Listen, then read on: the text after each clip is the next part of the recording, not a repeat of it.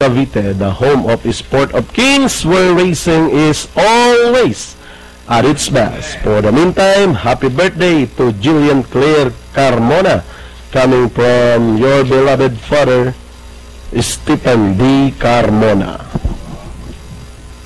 Still waiting for some runners to be loaded. Race number 2, 2-year-old maiden A and B, merge for Pilis. 1,300 meters is the distance. Happy racing, Jackie Ralph Sordan Alcantara, coming from Joel Pata Leonardo. Last call to place your bets. Final call to buy your winner take all.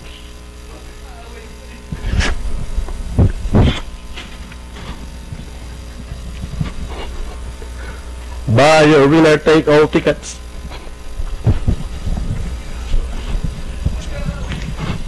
Happy birthday, Ray and Dan Lariana. Birthday greetings to Miss Ray and Dan Lariana, coming from the living legend, Don Ricardo de Zuniga. Only one entry. Nene Wando Caliente el Sol.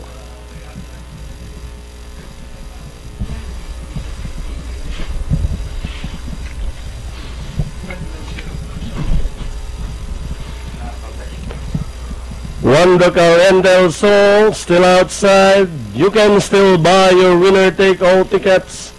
Your daily doubles, forecast, extra double, trifecta, quartet, super 6, daily double plus 1.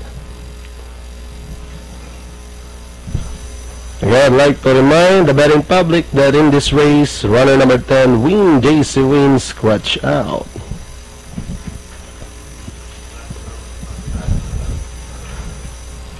Wando Caliente el Sol. Walking forward now.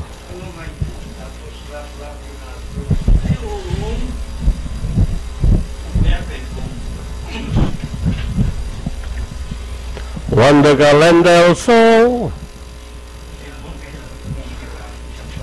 Being brought forward now, finally. Inside. Set to go now, race number 2. Good luck on your winner take all tickets, racing fans.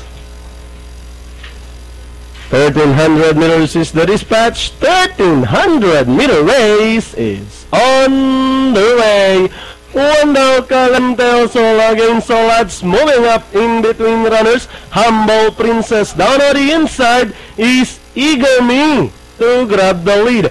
Clandestine rushing up, taking the 3rd spot as they race towards the half-mile pole. Eager Me being joined by Humble Princess in 2nd, then racing in 3rd, Clandestine, running by the Release Spontaneous Victory, running on the outside against all odds as they rounded the 600. Eager Me, Humble Princess keep on partying out for the lead. Clandestine trying to get closer in 3rd, then moving up on the outside is 6A, and that's against all odds as they race from.